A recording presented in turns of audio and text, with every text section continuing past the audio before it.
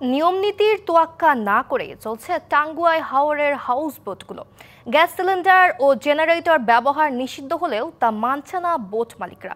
নেই অগ্নি নির্বাপন ব্যবস্থাও। এতে যেমন পরিবেশ দূষণ হচ্ছে, তেমনি ঘটছে দুর্ঘটনাও।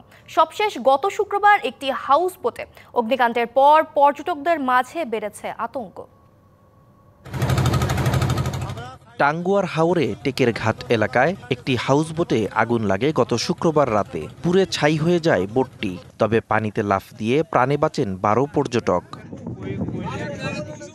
জেনারেটরের বৈদ্যুতিক শর্ট সার্কিট থেকে এই দুর্ঘটনা বলছে ফায়ার সার্ভিস।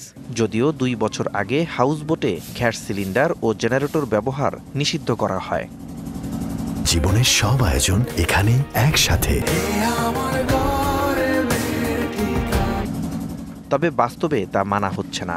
বেশিরভাগ বোটেই রয়েছে গ্যাস সিলিন্ডার ও জেনারেটর, নেই আগুন নেভানোর সরঞ্জাম। আগুন লাগছে কিন্তু নিভাবার কোনো নাই আর কি, ওই নিভাবার জন্য পরিবেশ নাই। আমরা ওদেরকে বলছি যে গ্যালেন্ডার লাইখেন না, তারপর ওরা রাখে। পর্যটকের কোনো নিরাপত্তা নাই। প্রত্যেকটা পর্যাপ্ত আমাদের অগ্নি নিবানোর মতো সরঞ্জাম নাই।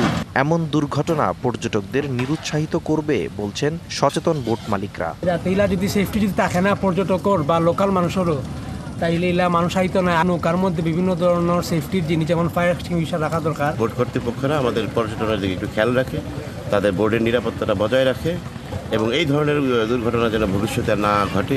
নীতিমালা না মানলে জেলা প্রশাসনকে ব্যবস্থা নেওয়ার সুপারিশ মালিক সমিতির। এখন যেহেতু একটা দুর্ঘটনা ঘটে গেছে, আমরা সবাইকে অ্যালার্ট করে দিছি। যদি কোনো বোটে না থাকে আমরা আর্থিক জরিমানা করবো, প্লাস ওই বোটের ইনফরমেশন আমরা যে ডিসি অফিসকে দিয়ে দিব, যাতে তারা অ্যাকশনে যায়। নীতিমালা যারা মানছেন না তাদের আইনের আওতায় আনার কথা জানালেন উপজেলা নির্বাহী কর্মকর্তা। প্রতিটা হাউস বোটকে চেকআপে রাখবে যেন যে কোনো ধরনের দুর্ঘটনা না ঘটে। নতুন কোনো ব্যবস্থাপনা নিতে হবে যেটি একটি ম্যানেজমেন্ট কমিটির আওতায় থাকবে। মনিটরিং এর জন্য ভলান্টিয়ার টিম গঠনের কথাও জানান তিনি। DVC news desk.